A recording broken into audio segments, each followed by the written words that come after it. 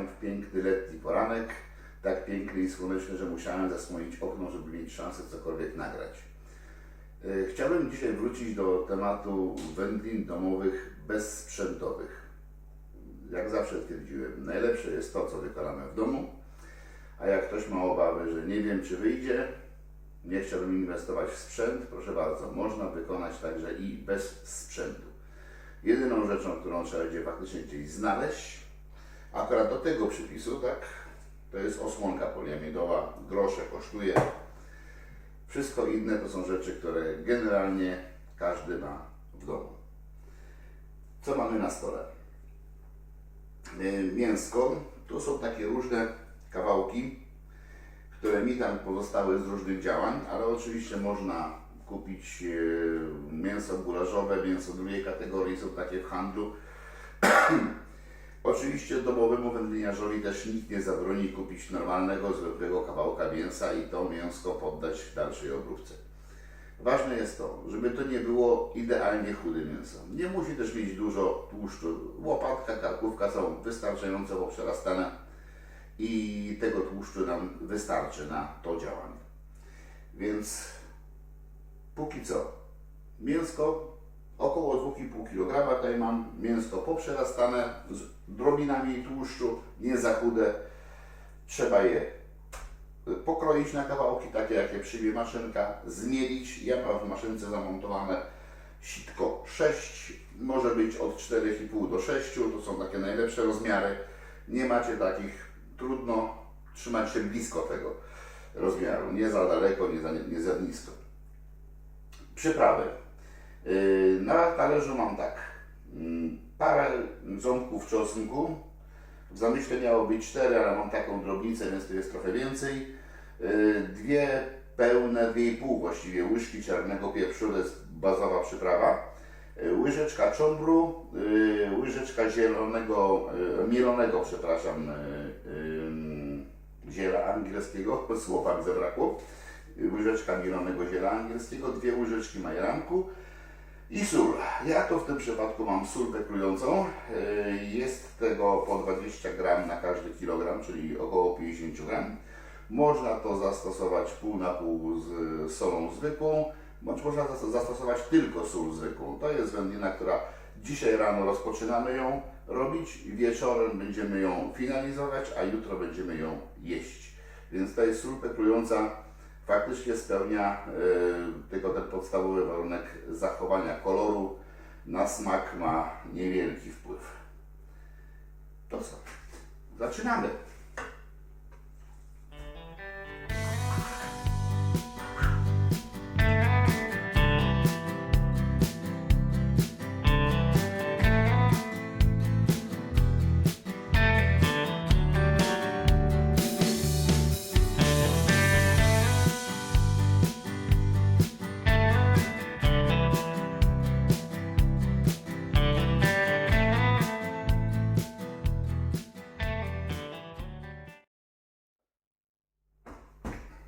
Mielenie zakończone.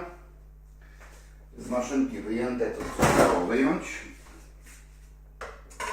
Teraz tak, deska nam już chwilowo potrzebna nie będzie.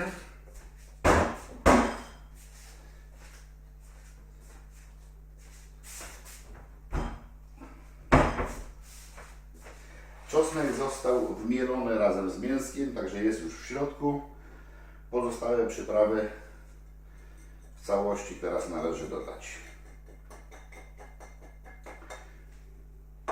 I żeby było jasne, ten przepis nie jest ścisły.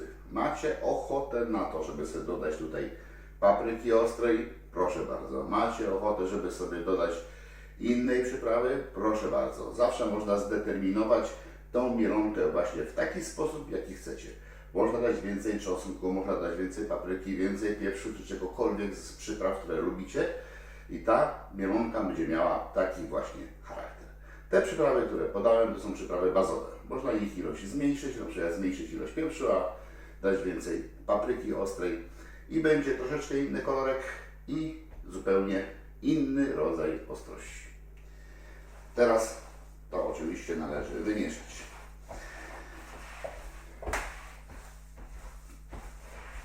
Nie musimy się jakoś bardzo długo nad tym znęcać. Wystarczy tylko, żeby przyprawy były na pewno dobrze rozprowadzone.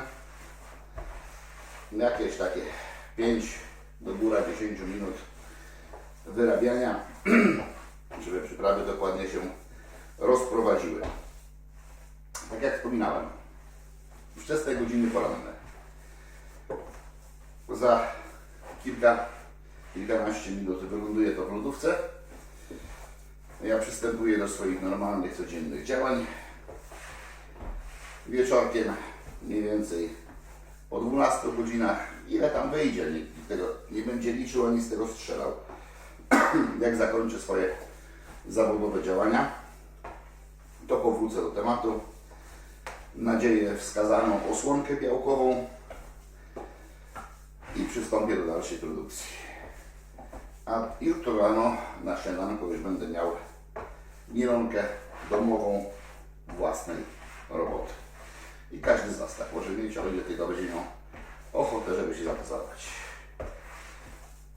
Także ja wyrabiam i do zobaczenia już w godzinach wieczornych.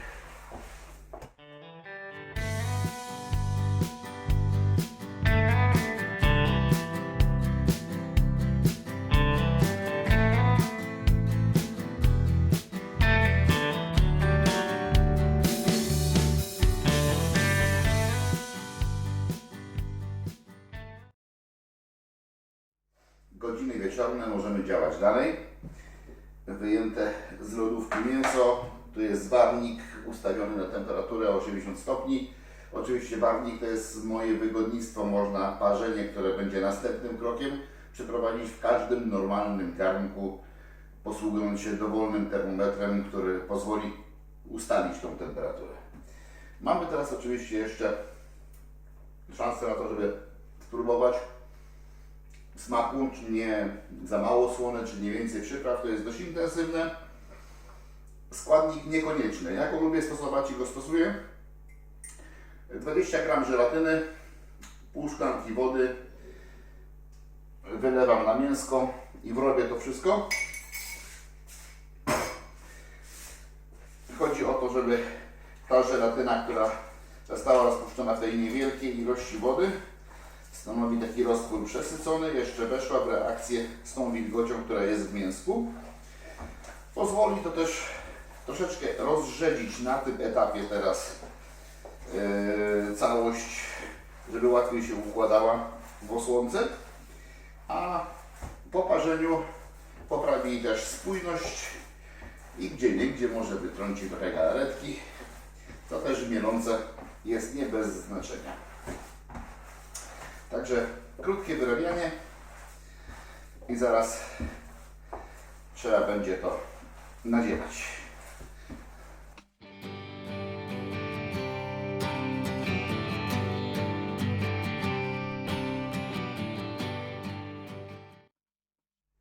Nadziewał będę w osłonki poliamidowe. To jest największa, jaką posiadam.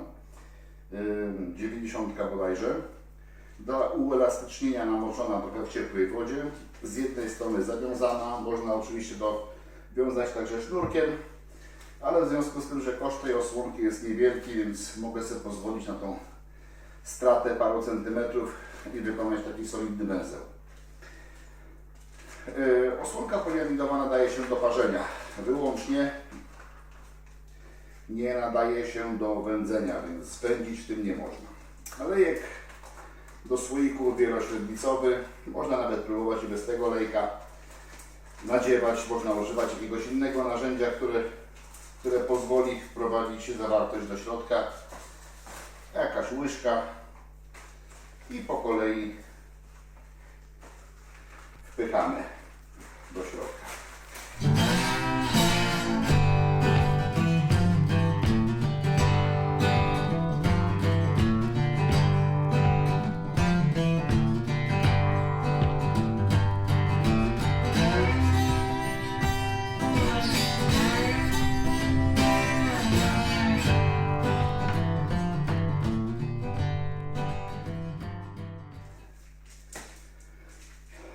Jeden kawałek przygotowany. Bardzo ważne, żeby porządnie zawiązać te węzły. Z drugiej strony nie nadziewać tego za sztywno, to powinno być luźne, plastyczne. Oczywiście można, jak ktoś ma więcej doświadczenia, bardziej to sztywno, że tak powiem, nadziać, ale to grozi uszkodzeniem całej osłonki, rozwaleniem. Więc dla bezpieczeństwa lepiej jest zrobić to troszeczkę luźniej, tak żeby tutaj było jeszcze miejsce na odpracowanie.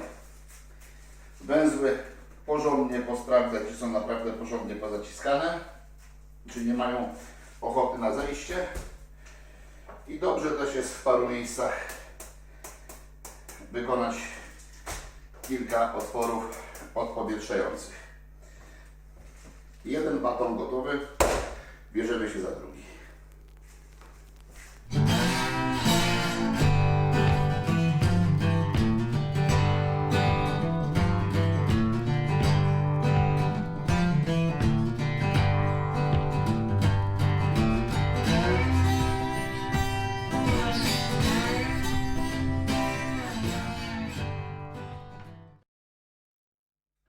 Dwa batony są gotowe. Oczywiście wielkość takiego batonu to jest sprawa indywidualna, w zależności jak kto przewiduje, w jakich wielkościach i na co będzie mi potrzebny. Ja mam akurat taką potrzebę, jeden mniejszy, drugi większy, na mniejsze zdarzenie i na większe zdarzenie i tak będzie.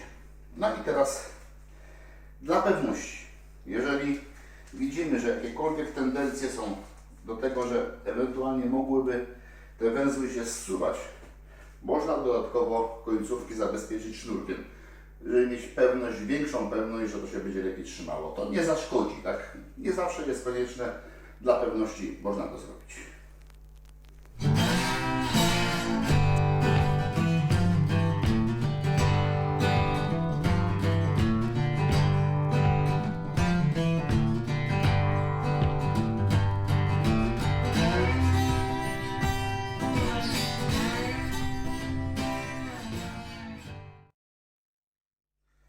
Gotowe, powiązane i wkładamy. 80 stopni, jeden, drugi,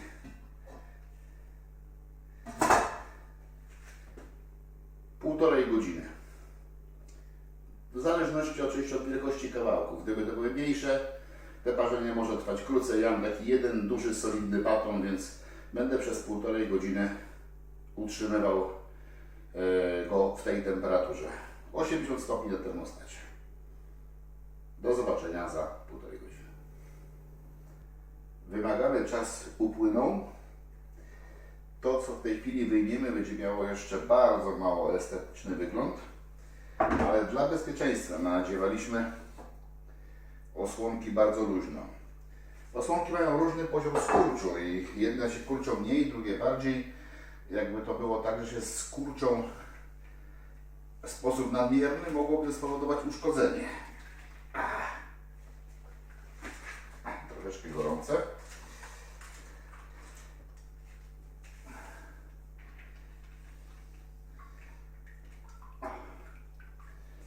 Wykładamy na taką podstawkę. Wyłączone. Jakaś porządna decha na górę. I potrzebny jest jakiś ciężki rzeczownik. W tym przypadku beczka z 10 litrami wody. Trzeba troszeczkę pokombinować, żeby to ustawić równo. Tam już słychać, jak coś piszczy, piska pod spodem, popuszcza. Tak to ma stać do rana. Można to, im się w chłodniejszym pomieszczeniu to ustawi, tym lepiej, tak? Jeżeli jest zbyt gorąco w kuchni, to trzeba to znieść gdzieś do piwnicy, ale w takiej postaci to pozostawić na całą noc. Niech stężeje. Zgodnie z obietnicą następnego poranka jedną z ilonek mam wyjętą i możemy przystąpić do degustacji. Najpierw odkroimy to, co jest nierównomierne. Gdzieś tutaj na bok, o, niech będzie tutaj. I parę plastereczków. Ładna, ścisła wędlinka.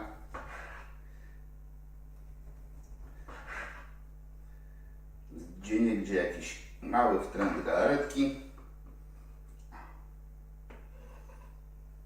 Spróbujemy z tego.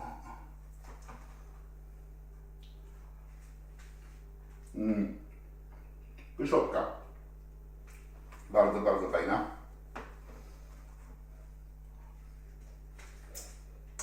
Może nie cudło estetyki, ale proste w wykonaniu.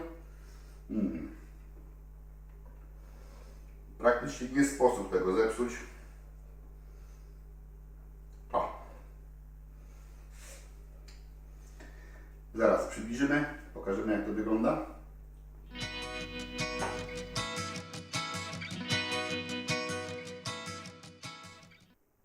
O właśnie, tak wygląda. Co teraz?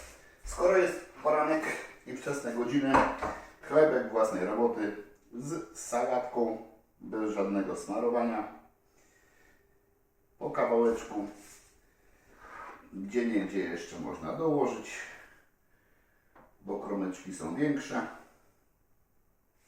Jeszcze jedną dokroimy.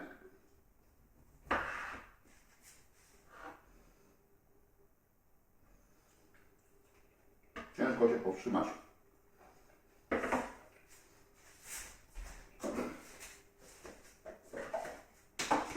Resztę do pojemniczka, do lodóweczki, jeszcze jakaś galaretka.